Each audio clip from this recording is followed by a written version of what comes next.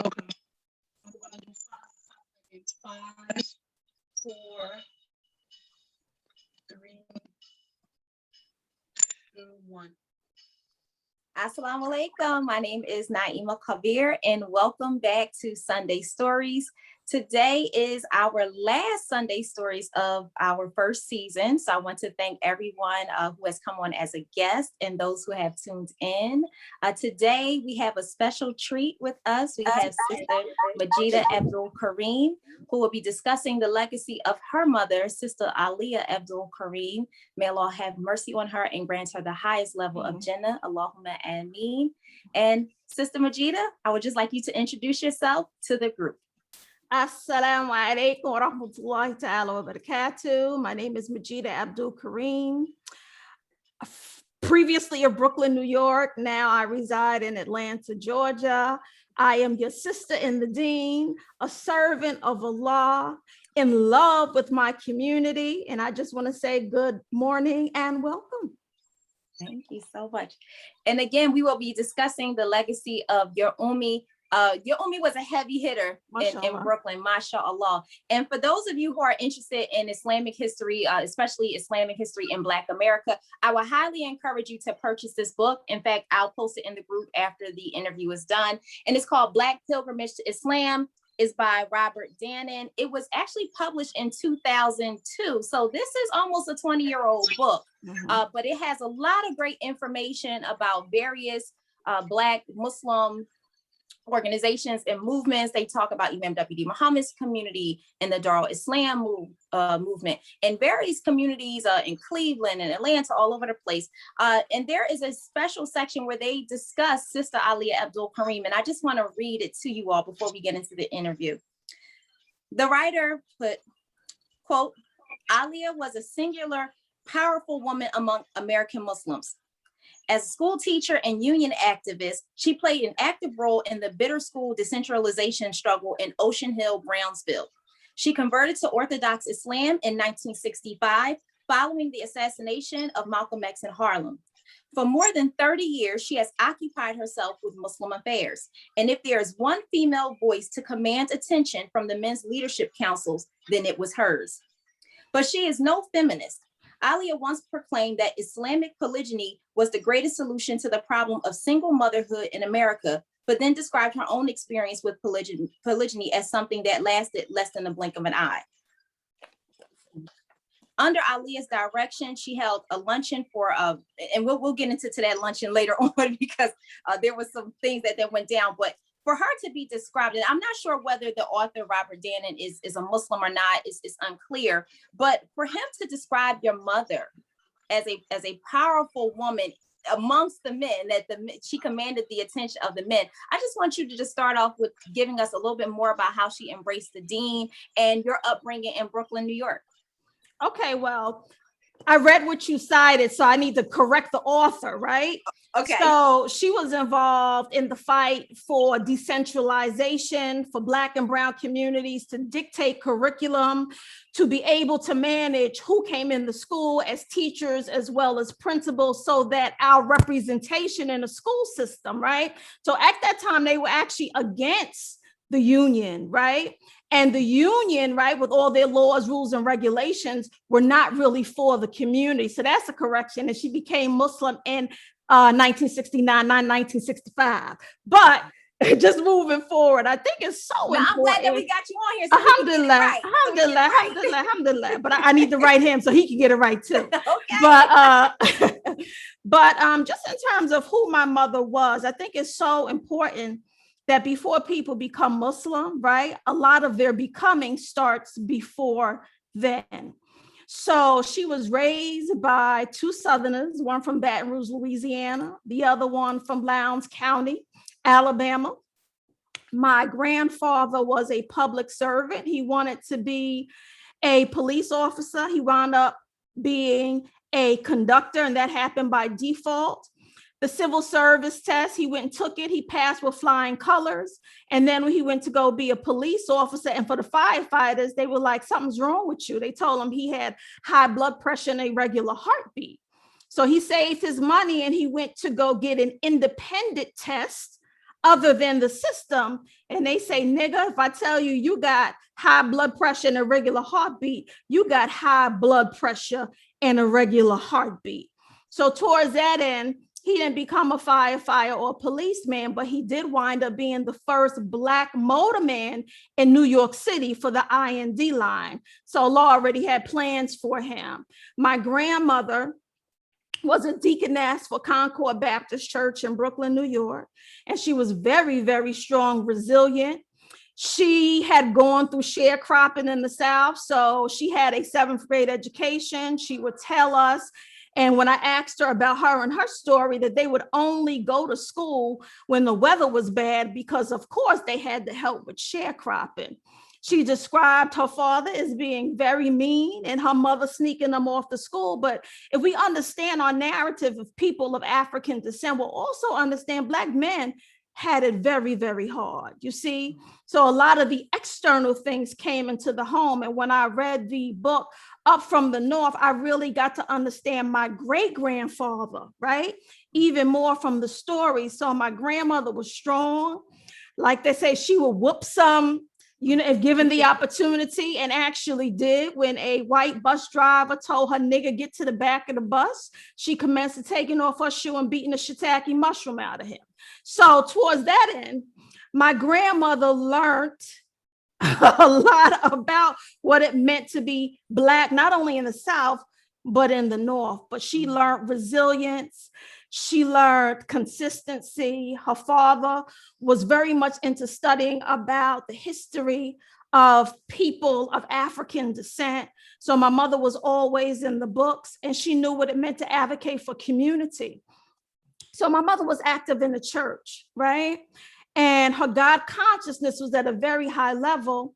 However, she said she had a dream. And in this dream, a voice came to her and it says, you know, why are you worshiping Jesus when God made Jesus? Worship God, worship God. And his dream kept coming back to her. And at that time, she was a teacher at 271 where the Ocean Hill-Brownsville fight for community control happened. And there was a brother named Brother Ishaq, Rahimahullah, who gave her a book called Towards Understanding Islam by Mal Duty. And he was a paraprofessional at that school. So she read the book from cover to cover. And then she reflected on his dream, and his dream is talking about the concept of Tawheed, the oneness of Allah. And she kept having this recurring dream. Why are you worshiping Jesus when God made Jesus worship Allah?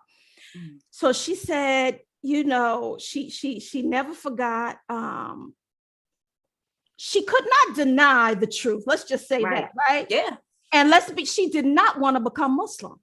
She was really in an internal conflict. She said she thought two things. I need something to raise my daughters with. At that time, I was non-existent. My two older sisters, Fatima and Aisha. But the word kept coming to her. So she was like, and it was a sad day for her. She's like, oh, Allah. Yeah, she didn't say, oh, Allah then, but, you know, let me go ahead, you know, and take the Shahada of mine. So she went to Master Yassin. Imam Khalid Yassin actually gave her Shahada. She said she was not happy because at that time, 1969, she said the Muslim sisters didn't look happy. You know, she was like, they didn't know how to dress. They were drab, looking sad. She was like, it was really like a doomsday. But this internal voice kept saying, you have to do this. And that just taught me, you know, the biggest jihad that we have is jihad al-nafs, right? Yes. And even though this internal turmoil is like, I don't want to do this, she knew it was the right thing to do, you know, and that was really Allah speaking to her, and not just for herself, but at that time as a young mother to two children that she was raising. So now, November 10th, 1969, she takes her Shahada. And let me just kind of go back for a second. So before becoming Muslim cultural nationalist, you know, she had her natural, you know, she was a prolific poet. curse words, nigga honky, you know what I'm saying? Some of her best poems I love because it really speaks to the time and the state of mind that she was in. So we have her poetry from the 60s, 70s, 80s, and early 90s. And when you look at those things from a critical lens, you can really see her transition and her growth and development, right? Yes. Pre-Islam unto her whole trajectory of being a Muslim woman until Allah called her back. So when she first became Muslim, it wasn't easy. She said she didn't make prayer for a year.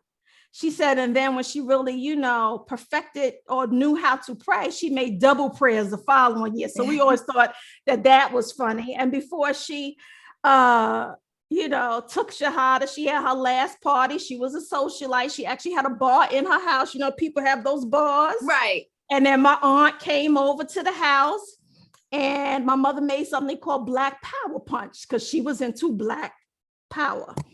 So she had her Black Power Punch, but the Black Power Punch didn't have any fizz and sparkle, had no liquor in it, right? Mm-hmm. So one of my aunts came, she was like, Sylvia, excuse me, for purposes of to put us, what the hell? This ain't got no damn liquor in it. She was like, no, because I'm going to be a Muslim tomorrow. So I didn't put any liquor in my Black Power Punch, but power to the people. And the next day she took her Shahada at Yasin Masjid. And then just studying, she said at that time, Yasin Masjid, and by the way, that was with the Dar al-Islam movement. It was a lot of studying. People were studying. They were studying their deen. So it wasn't like being a new Muslim and you were by yourself, totally isolated and alienated. No, there were cohorts and support systems in place where you can really study your deen. The first poem she wrote as a Muslim in 1969 was The Trinity Trick Was a Double Cross, which is one of my favorite poems. Yeah, it's pretty deep. I love the play on words. Oh, she was no joke. As a matter of fact, before she was Muslim, Nikki Giovanni and Langston Hughes praised her poetry to the point where Langston Hughes gave her tickets to his play, and she didn't go because she had nobody to go, and lesson don't ever miss an opportunity. But anyway, moving right along. So she was totally convicted. She didn't play with her deen. And this is the model that I saw growing up. She was consistently consistent. She was imperfect in her striving. And what told me and my sisters about her imperfections. You was never going to find out about anything she had ever done and or regretted from anywhere else except for herself, right? And she talked about her life. She was an educator for many years. We talk about culturally relevant pedagogy. In the 80s, she wrote a book for GED students to take and pass the GED as adult learners to segue into college because she saw no representation of those texts. And from her book, those who purchased and studied with it, she had a 99% pass rate. And then those adult learners would then go into college and university. After that, she was a college professor at the City University in New York. They had a branch on Vanderbilt Avenue, right off of Fulton Street in Brooklyn. And it was there that she had a student, Sister Helen Kassib. May Allah bless her. She's on Facebook today. She's in her 80s. And her granddaughter, Malika Jordan, many of you know her from Brooklyn and Atlanta. She makes them make you want to smack your mama bean pies. So her grandmother was my mother's student.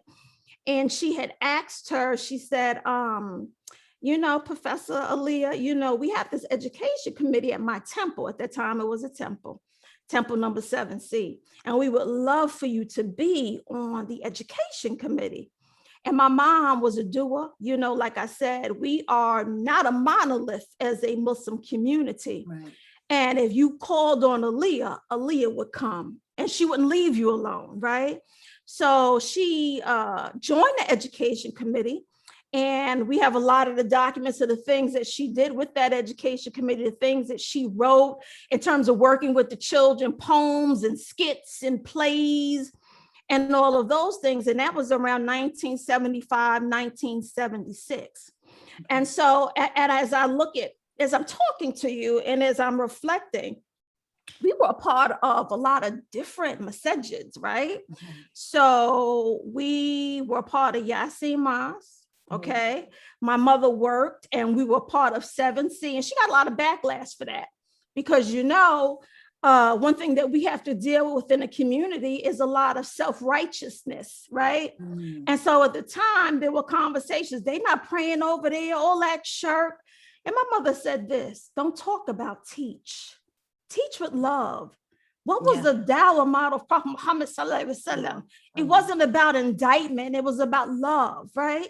And it was a way about it, right? So there's an adab in dawah, and we need to learn that as Muslims.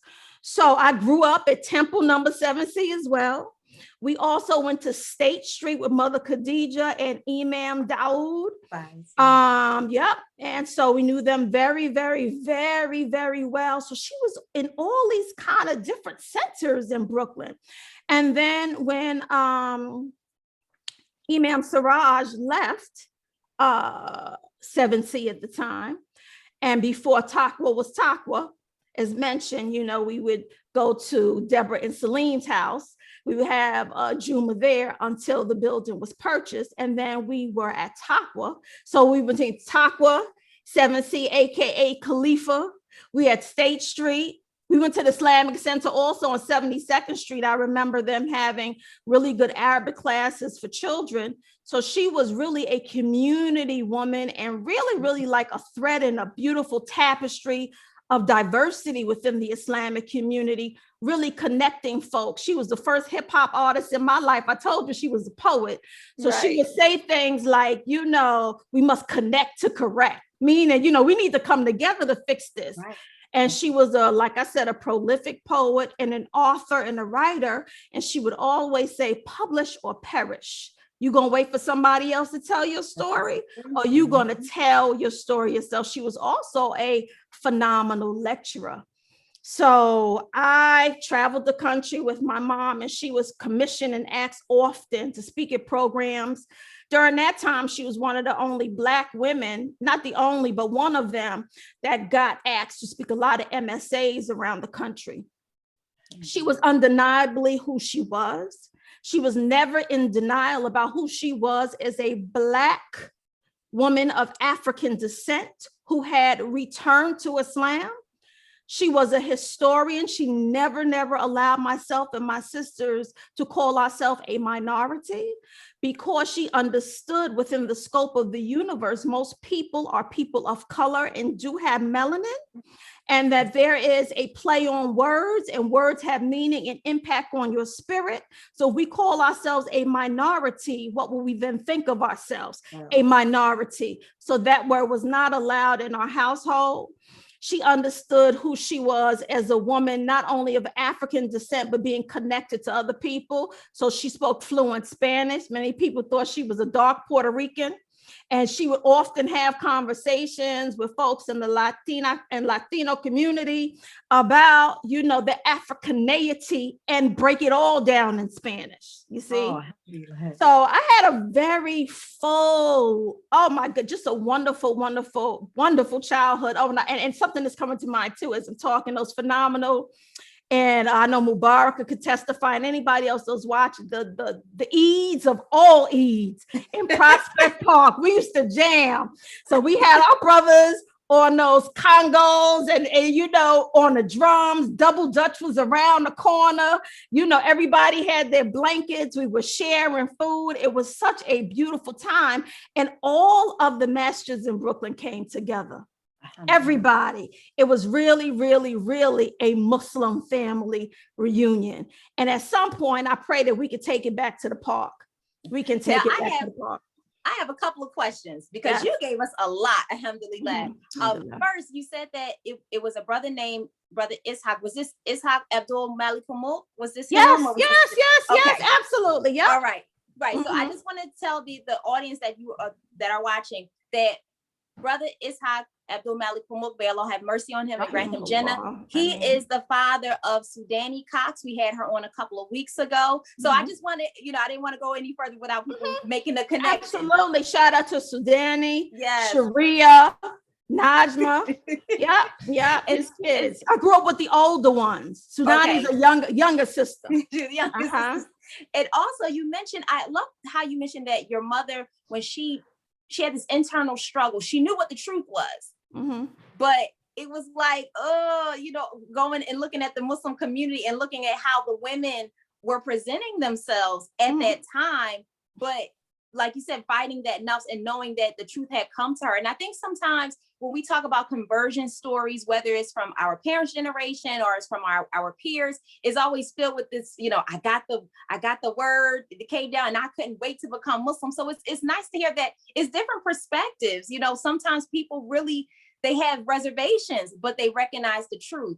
And so, and thirdly, I wanted to ask you about the importance of, or maybe some of the pluses and minuses of being involved in various communities, because in the group, we've had multiple discussions about belonging to a masjid, belonging to a masjid or belonging to a community. And many of us, including myself, I'm self-described as unmasked.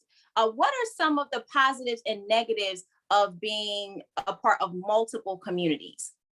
Well, let me just say this, right? So if I could articulate my mother, she was very much so an anomaly, right? And she was very much so a problem solver, not a pervasive complainer, okay? Right. And so if she was alive today, she would not describe herself as unmasked. Right. She would, I think, decode that and say that she was a Muslim woman who was about empowering her community. So if there was a need, and we were grounded enough, right? So I would say that our home community predominantly, right, was with Majidah Abdul-Karim and Majidah Taqwa, okay?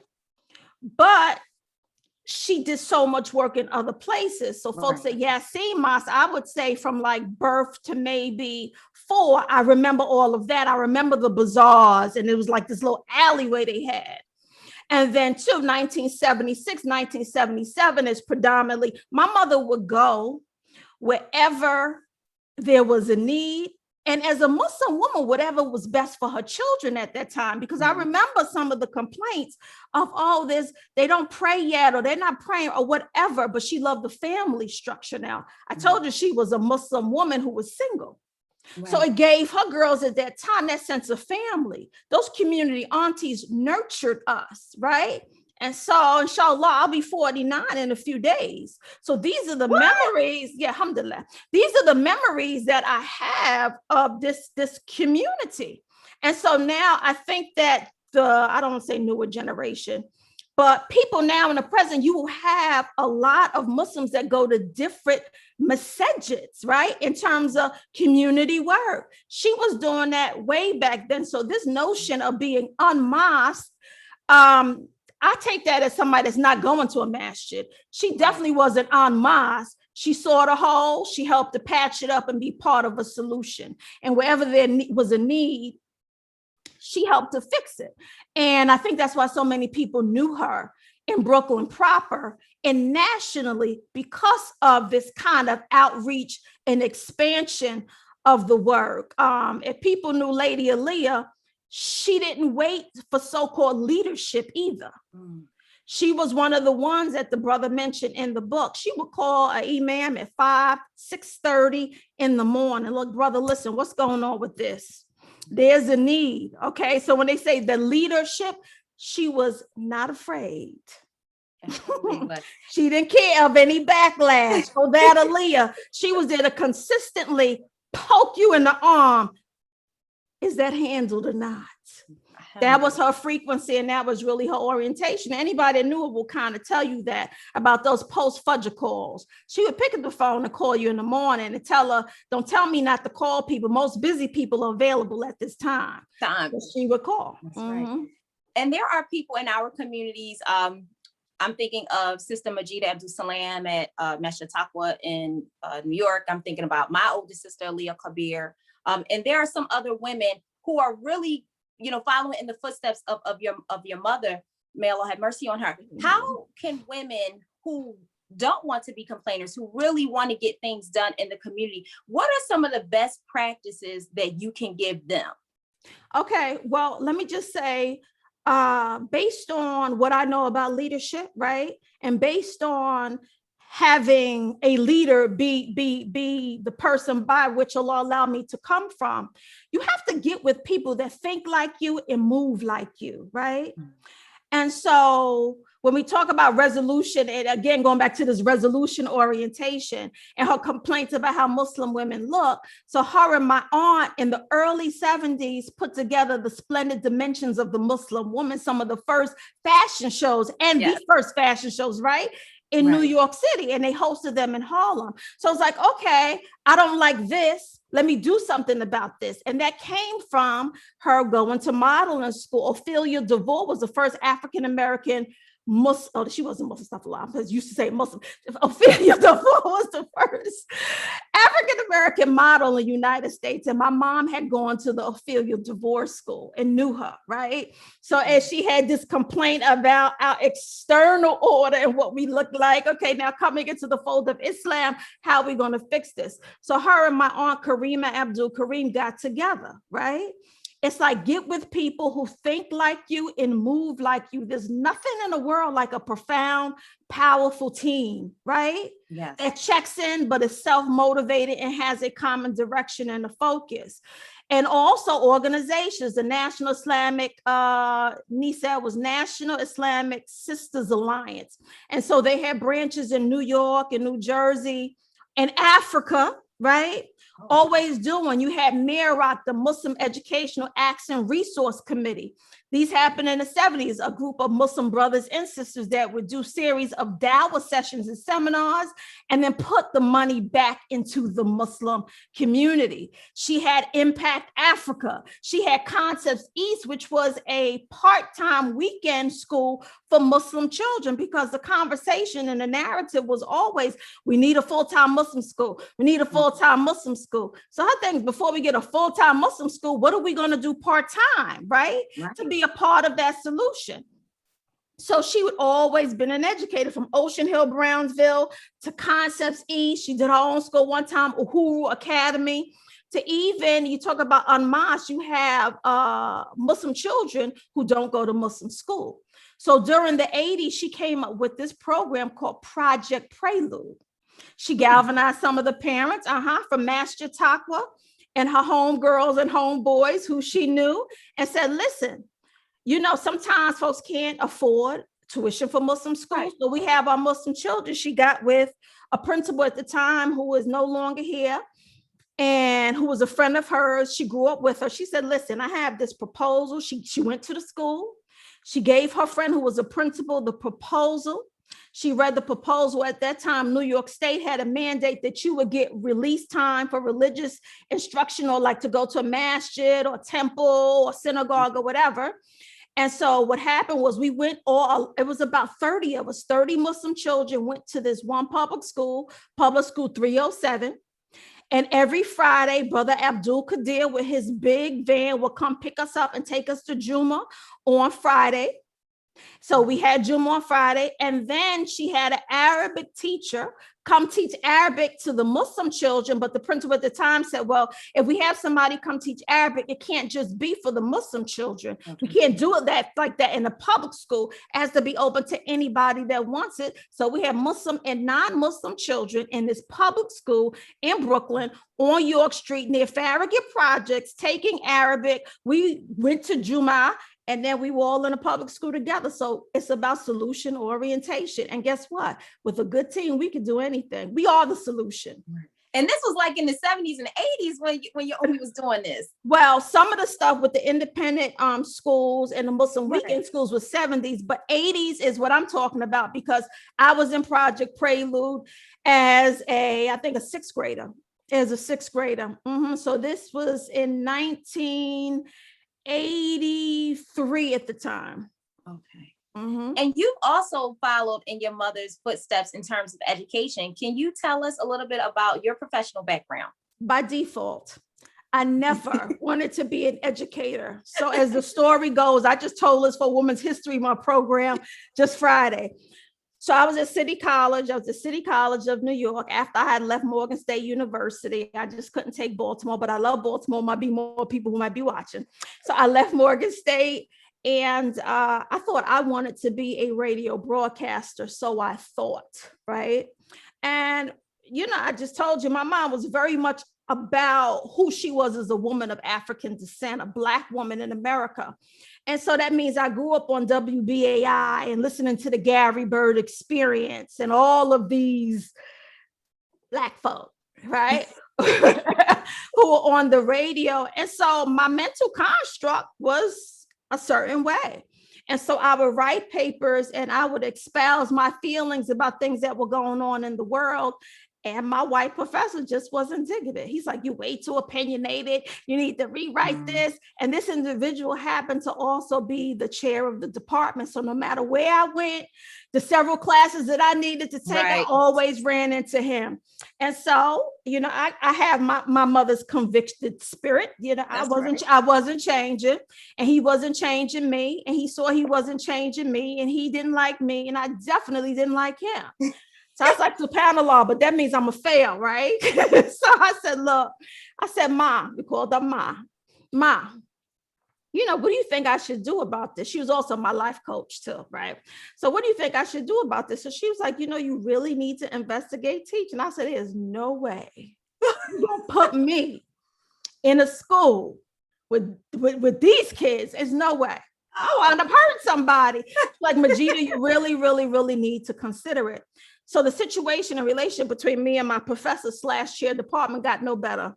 So I said, "You know what? Let me listen to what she said." At that time, I think I was a junior. Yeah, I was a junior. So I kind of had time to redirect my major, right? So I became a history and a secondary education major, a double major. And that was the best choice 29 years later I could have ever made, right? So I've been an educator for a long time based on that advice that she gave me. Mini school coordinator, vice principal, principal coach, educational leadership consultant, and the best decision and choice I could have ever made in my life came from that conversation.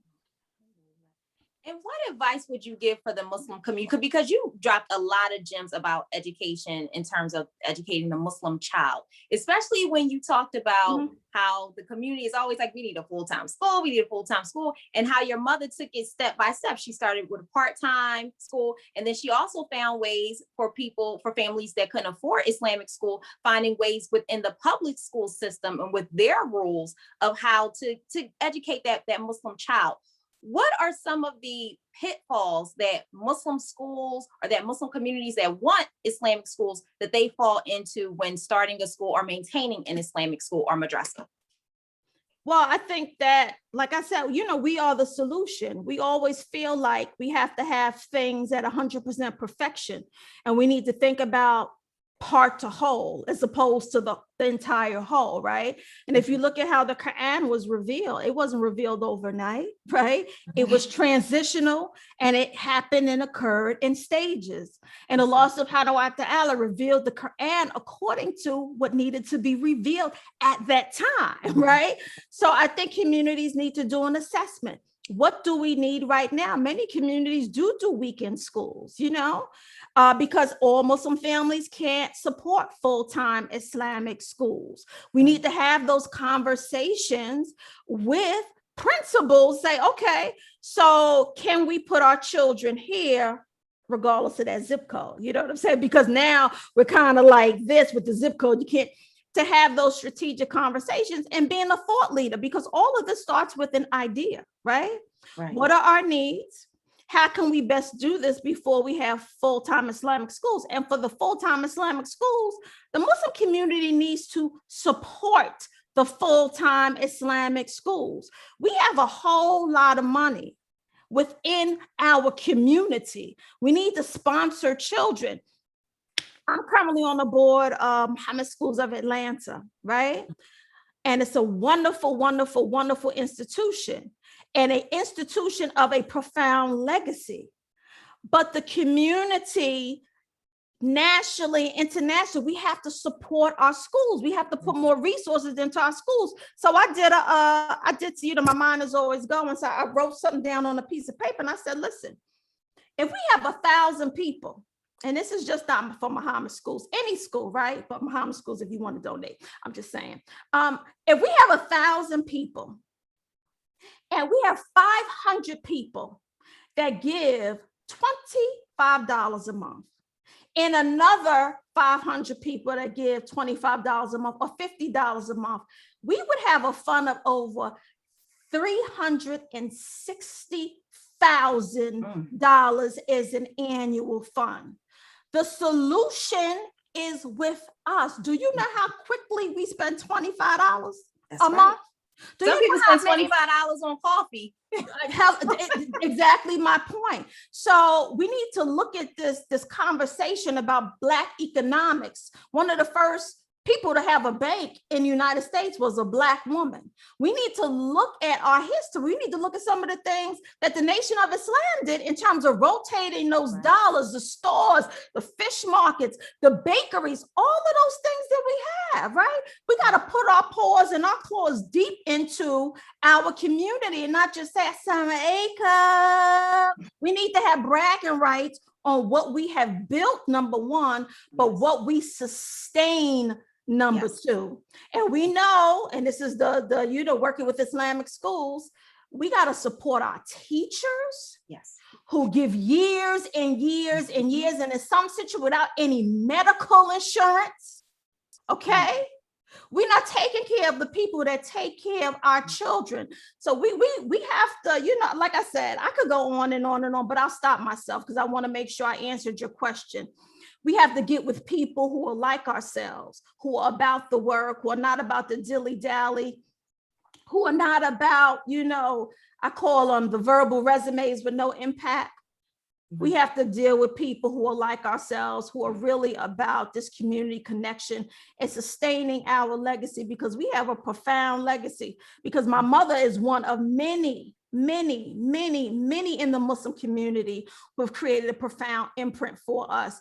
And so we are that legacy. So the question is, they did a lot. Are we doing a quarter of what they did?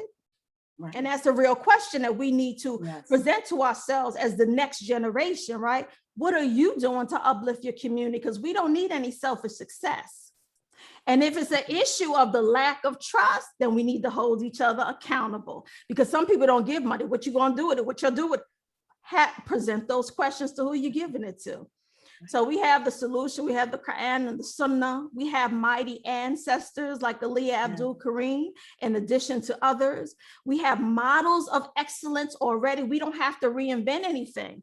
We can change a little bit, but you don't have to start from scratch, because we have some phenomenal models that our elders and our ancestors have left. And also, lastly, I don't know if you have another question, but lastly, we need to sit down, right? My mother said, publish or perish.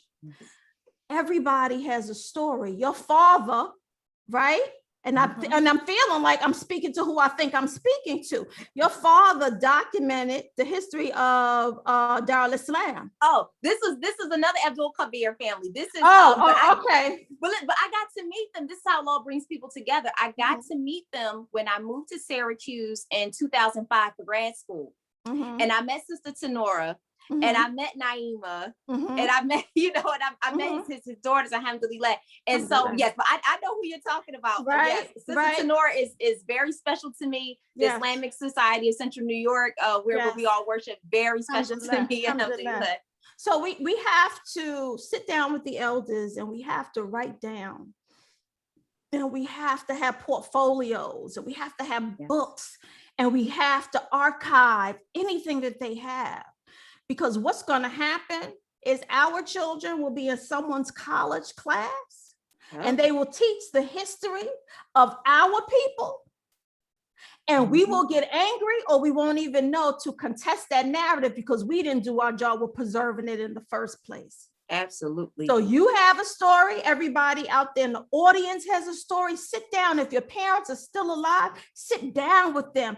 Ask them about their Shahada story. Perhaps they were their grandparents. It was your grandparents. Ask them about that. Pictures, narrative, archives, keep it in a book, teach your children about that so that when they go off to colleges or universities and people want to talk about being Black and American, right? The story looks like what you know it to be and not what somebody else made up, you see? Absolutely. So this is important. And this is the reason why Muhtar and I started Sunday Stories, is because we wanted to get the history of Islam in Black America as told by the children who actually lived it. Because our perspective may be a little different from what our parents experience and what their perspective is. And also many of us are at the age where we are losing our parents. And so who is going to speak for them? Who is going to tell their story, not only to other Muslims, but to the larger society? I wanted to go back to the Claire Muhammad School. I'm a product of Claire Muhammad School, so they're very special to me. I will get with you about that link because I'm all about supporting the Muhammad schools wherever they are. But I also wanted to ask you, because this is a born and raised Muslim group, and we've had Islam with us more than, let's say, our convert brothers and sisters. What are some of our triumphs and what have been some of our failures as legacy, the people who are holding on to this legacy, people who are supposed to be living the legacy of our parents? And aside from what you've just given us about talking to our parents about their Shahada story, what else can we be doing to have a lasting impact? So that way, when we go to meet Allah, that He is well pleased with us, that we have upheld this deen in this world, and that we have also spread it to those who may not know about Islam. Well, there's two things that I think about as you ask that question. Number one, not being self-righteous. That's the first thing. Being humble and knowing that Allah is the most merciful, right? And Allah subhanahu wa ta'ala is the redeemer. The other thing is trying to live this deen out loud in the best way, right? Prophet Muhammad sallallahu alaihi wasallam was the last prophet, and he was one of the best models for us. So as we act, we need to say to ourselves and our imperfect human selves, is this a prophetic example of how am I conducting myself, right? As we correct, let's engage in self-correction, okay? And then I think one of the most important questions we should ask ourselves is, what is the type of legacy we want to leave? And the next question is, based on that legacy and who we are, will Allah subhanahu wa ta'ala be pleased with us? Because our end goal is the Jannah and not the Jahannam. Surah Al-Baqarah, it talks about before it ends, there are people who are conducting deeds that they feel like will be good, but there'll be no avail to them, right? And so we need to consciously and very purposefully move in a way, because our parents cannot be the last generations of greats that we have documentation on. So as we talk about school systems and community activism and preserving what we have, what are we doing to preserve that?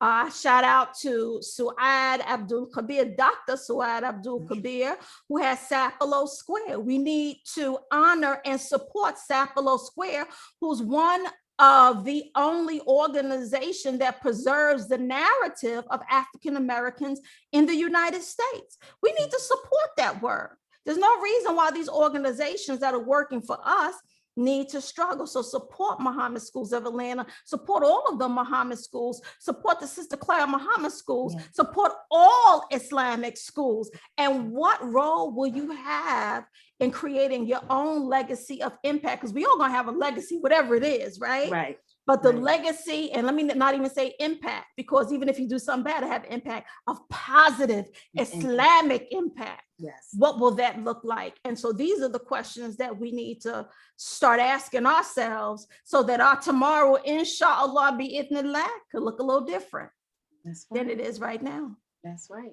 And I wanted to ask you, because in the book, the author describes an incident that took place in New York City, and I believe this might have been in Queens, where there was a sister who had obviously some mental issues, and she was devastated by her husband taking on another wife. And this is not an attack for anybody watching. This is not an attack on polygyny, but she had a breakdown, and she actually threw two of her children from her apartment, threw them to their death. Well, one of, I'm not sure if the second one survived. I know one of them passed away. And your mother, Sister Aliyah, may Allah have mercy on her, actually, they describe in the book how she organized a luncheon to bring awareness to Muslim women, particularly wives, who had a hard time adjusting to polygyny, and also to address how some of the brothers were wrongfully going about polygyny. And this happened in 1989. And so seeing that your mother was such a strong advocate, especially for the sisters, how can we as Muslim women support sisters in our community who are suffering with mental illnesses or depression, whether it's long-term, short-term? Because a lot of times women are told to just be patient, have sabr, sister, your reward is in the hereafter. And we find many sisters, younger sisters, older sisters, who just have a hard time every day just trying to practice the deen. How do we as women support one another?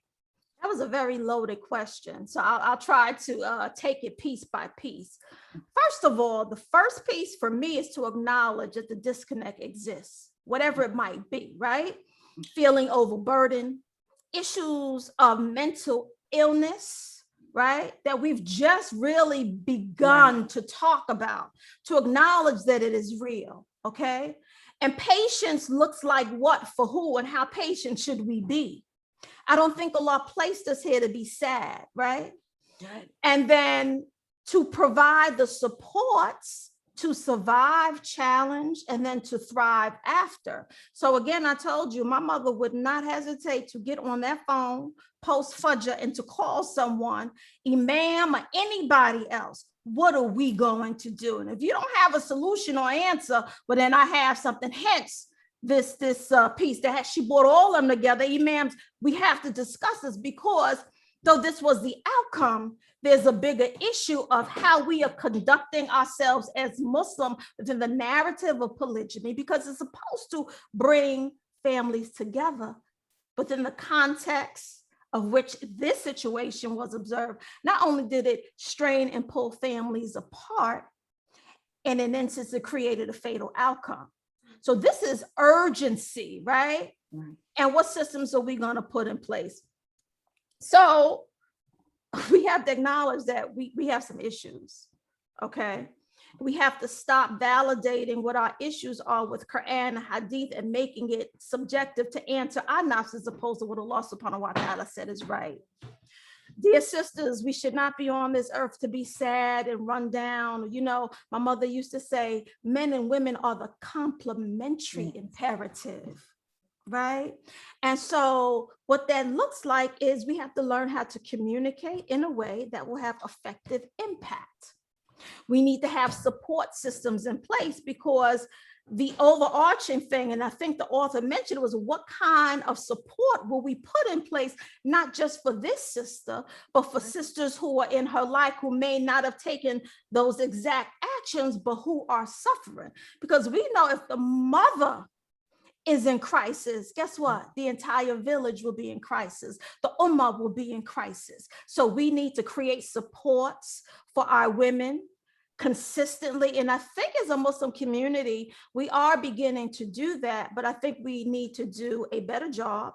There are, I think, and I don't want to misquote, so let me not even say the name, the Black Muslim Psychology Network. I forgot the name of the organization, but they do some really good work about who we are as a people, our psychology and supports. And also, I know there are many more African-American Muslim therapists in our community, because as Black Muslims, we have some very distinct issues. You see what I'm saying? And you need someone who is a trained clinician, who is distinctly trained within the issues that we have. And so we need more family therapy, we need more individual therapy, and we need therapy for our children, because guess what? Our children are always watching. Yes. Are always watching. And so if it appears that our children are in crisis, that's because our households are in crisis. We're having calamities in the household. So alhamdulillah, we just have to do a better job of coming together and again, supporting those organizations that work diligently to support us.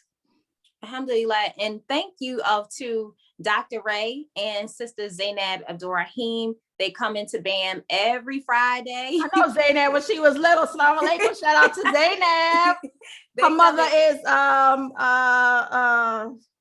Sister Saeed. No, not Sister Saeed. It's Sister Saeed Abdul Mu'min. Oh, okay. Alhamdulillah. Okay, they come in every Friday. When I think about it, out of all of the programs and series that we started in BAM since its inception in late November, the mental health check-in on Friday is actually our first and our longest running series that we've had. I think they might be going on episode 14 or 15 this upcoming week. And so thank you to Mukhtar for bringing that to the forefront, making that a priority in BAM, because for so long as Black people and then as Muslims, mental health was not something that we discussed. We swept it under the rug. You know, we came up with all kinds of excuses as to why we don't want to talk to professionals about our issues. So thank you to Dr. Ray and Zainab and Mukhtar for making that a priority and continuing to talk with us every Friday to talk about our psychology and the things that impact us as Black people and as Muslims. And so that way, am I seeing somebody? Oh, that was from Majidah. Okay, I thought it was a note that came up. So thank you everybody for that. I cannot see the questions in the Facebook group because I'm on the Zoom and I don't want to go out, but I wanted to ask you, Sister Majidah, did you have any final words for our audience? Yeah, like I said, I want to celebrate you, Naeemah and Mukhtar, for this profound platform. I hope that we as Muslims come together more often, not only to talk about our diversity and our unification as one ummah, right? But to pull our dollars together. We need to start building stuff, okay? We need to have conversations about economic empowerment and what that looks like. Because like I said, I believe in my soul, based on what our foreparents had built, we are the solution. So we need to stop talking about our differences as much as we do, because guess what? If we have Quran and Sunnah and you have people in communities that don't, and they are thriving more than us, then there's a problem. Yes. There is a problem. There is a problem. We need to look and research Prophet Muhammad Sallallahu Alaihi Wasallam as a businessman and study that model for business. And I want to shout out a few people: Aliyah Abdul-Karim, rahimahullah, Sister Mufida Abdul-Karim, rahimahullah, Taiba Taylor, rahimahullah, Sister Joanne, rahimahullah, Amina Amatullah Zahak, rahimahullah, Sister Jamila Jalaluddin, rahimahullah. These are some profound community aunties who have returned to Allah. And so for the young brothers and the young sisters, the older brothers, the older sisters, those who are elders of our uncles and our aunties, look, Allah ain't take our life yet, so we still have a lot of work to do. And I would like to read. Yes, absolutely. I just read your chat. Okay, I would like to read a poem that my mother wrote. This was the first poem she wrote when she became Muslim. And she wrote it for the magazine called Jihad al-Akbar. And I had mentioned it earlier, and it's so funny, like digging in these archives. Her name was Aliyah Abdul-Karim, and I'm looking at it, it says Aliyah Amatullah Hakim. So that's what she was before she got married. So this is funny, right? So now I'm looking at the former Muslim name that you chose for yourself. So Bismillah. The Trinity trick and the double cross. The Trinity trick was a double cross that may very probably be the cause for the souls of more misguided folk to be lost than all the wars and the chaos. But this Trinity myth today still persists. To continue confounding and confusing man, to further compound this devious scheme, men were taught that Christ's death was intended to be a ransom for mankind to atone for man's sins. For men to meet God, they said Christ's life had to end. The good prophet Jesus, they cunningly lied, was Father, Son, Ghost, and God. And for mankind, he had to die. Father, Son, Ghost, and God. Has God ever been dead? Oh, yes, was the answer. And they further said, as tears convincingly stream from their eyes, while they continue confusion in their cunning white lies, and claim the God, Father, Son, Christ was sentenced to die, and that on a Good Friday, he'd been crucified. Most men they found easy to deceive. Men accepted their myths and began to believe the incredible, terrible, blasphemous lie that Jesus was God and that God had once died. This white magic, myth-making further implied God's death wish for self and his planned suicide. The lie also stated that Christ, 1 and 3, became somehow confused by his identity. For while dying, they said Christ looked to heaven to speak, to ask himself, Father, why hast thou forsaken me? If God was Christ and Christ were God, Father, Son, and Holy Ghost, would he have asked himself this question? The Bible readers fondly quote to say that Christ was God, and before he died, a tormented self-doubting God painfully cried out to himself with doubt, anguish, despair, anxiety, fear. It's sacrilegious blasphemy and pure satanic heresy, as if the one great God, Allah, required a prophet's death to forgive mankind of all sins, as if his mercy and his goodness were at that time about to end, as if the great almighty God, Allah, had any need, as though forgiveness from Allah requires someone else to intercede, as though the creator, the sustainer, the nourisher, the omnipotent had once been confused, confounded, weeping, weak, hopeless, impotent. These are blasphemous lies, and the blasphemers will pay for the lies, deceit, and innovations of the great day.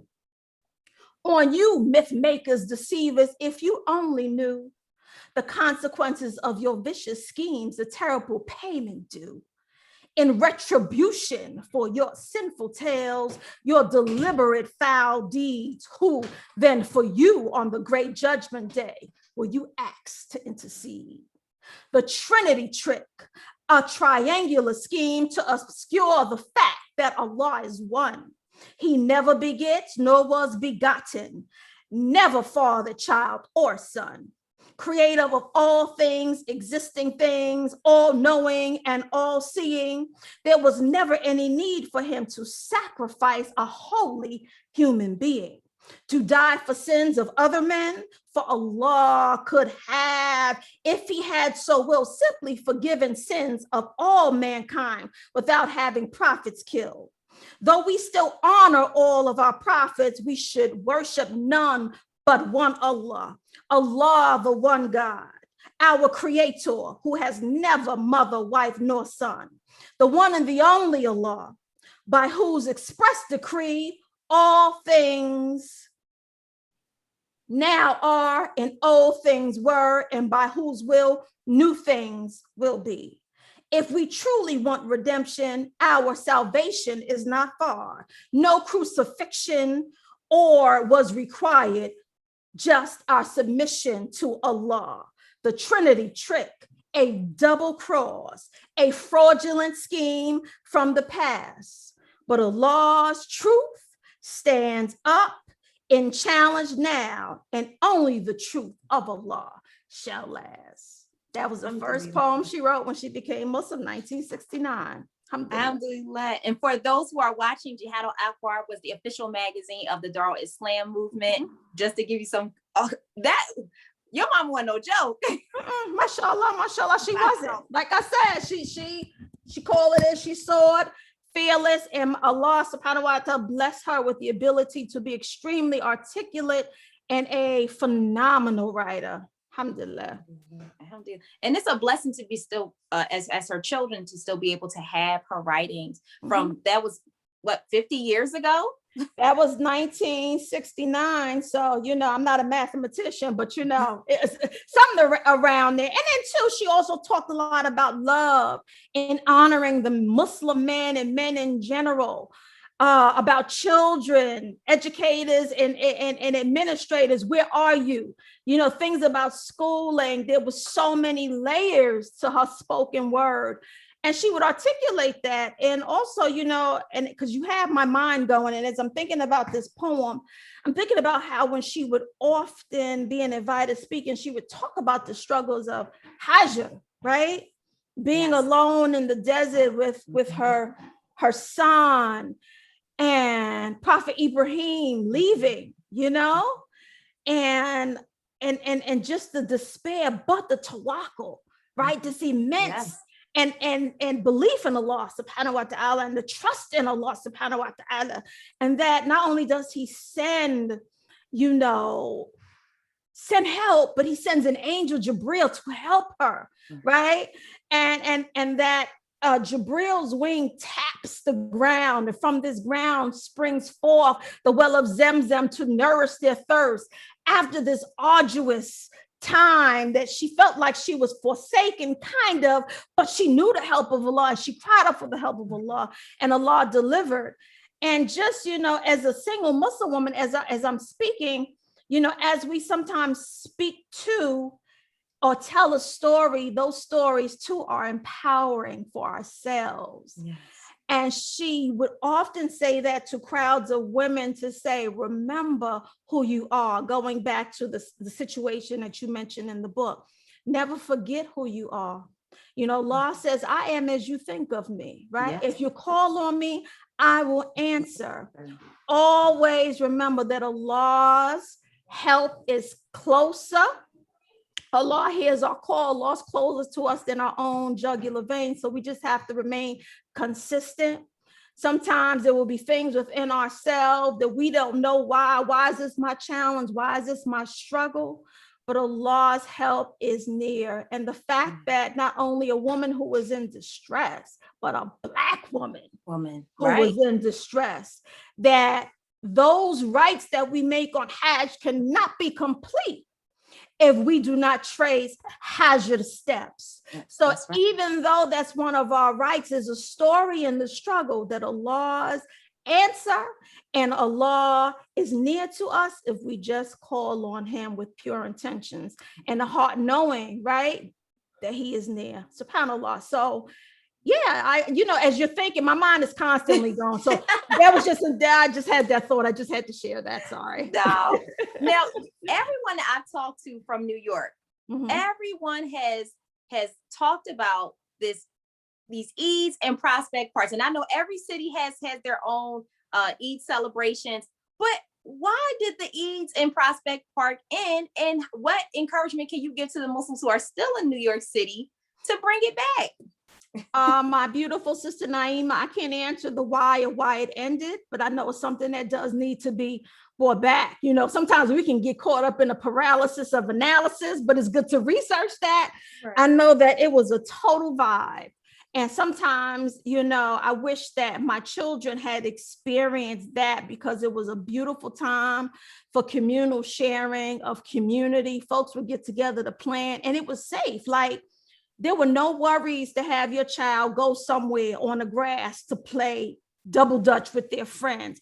We had tug of wars. Like I said, the musical vibe, the drums was popping. You hear me? You know, anybody, if you ask anybody, I would say within their 50s and 40s about that, and their 30s even. I don't know, folks in their 20s, I think that stopped. I don't know the year that it stopped, but when I tell you, that was a moment. You see, you know, when you speak to experiences, the fact that I'm here talking about it with such passion, that was a moment. And it really made us feel proud to be Muslim. We were very much so looking forward to that. I remember when we used to have the conventions, the community Imam Warath Muhammad, the Islamic conventions, we would plan a year in advance. Where am I from? A year in advance, just to make sure, our outfits were popping. We were ready. We were ready.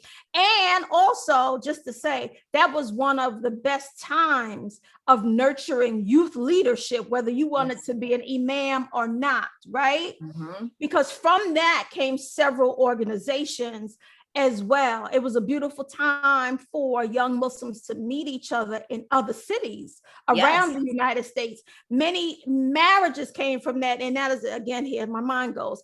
It would be great to do like some research on that, like how many marriages came from that, how many friendships came from that. I know some of my best friends, my sister Sajah Sabri, her brothers, people from Camila Shuaib from California. Yeah. So many of us that met at those Islamic conventions. And at that time, I was a young college student. But if you can imagine, it was just an amazing time of nurturing, of love, of organization, of young people, right? A positive peer pressure. Right.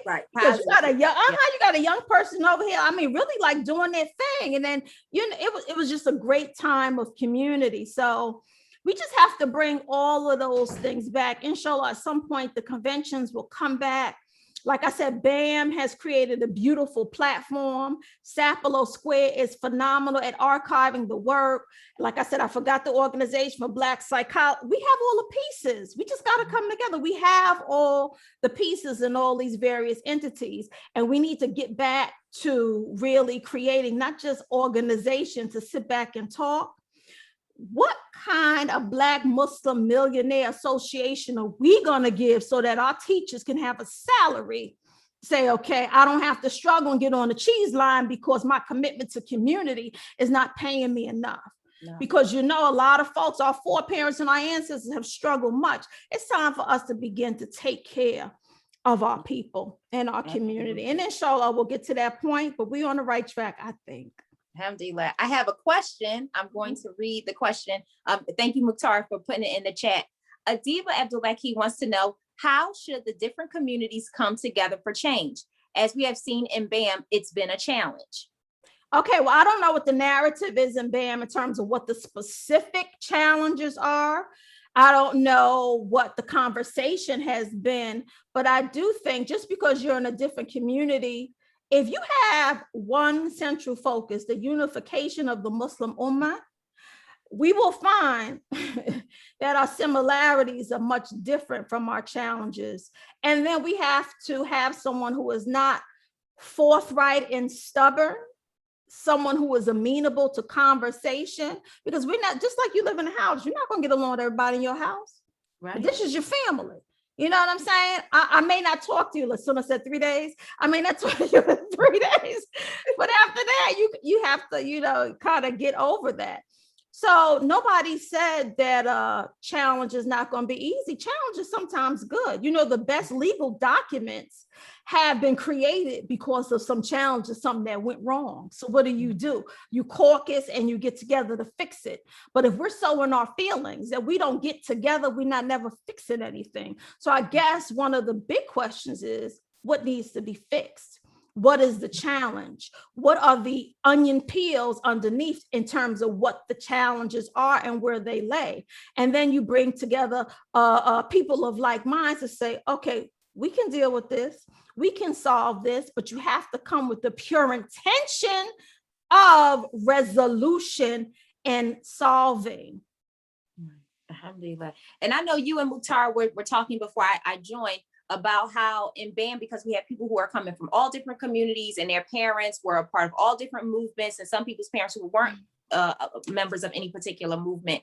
And unfortunately, there may have been things that were said to us growing up by our parents or people in certain communities about other communities, and then taking those stereotypes and those myths and projecting them on people in the group. And I think BAM is probably the first time in my life, and I'm closer to 40 than 30, where I've seen a number of Black Muslims come together of all different backgrounds and actually have conversations. And even those conversations have gotten heated, it's much better than maybe some of the disagreements that our parents' generation had, because in some instances, and I'm not going to go into specifics, where there were differences of their understanding of Islam, sometimes it ended in bloodshed.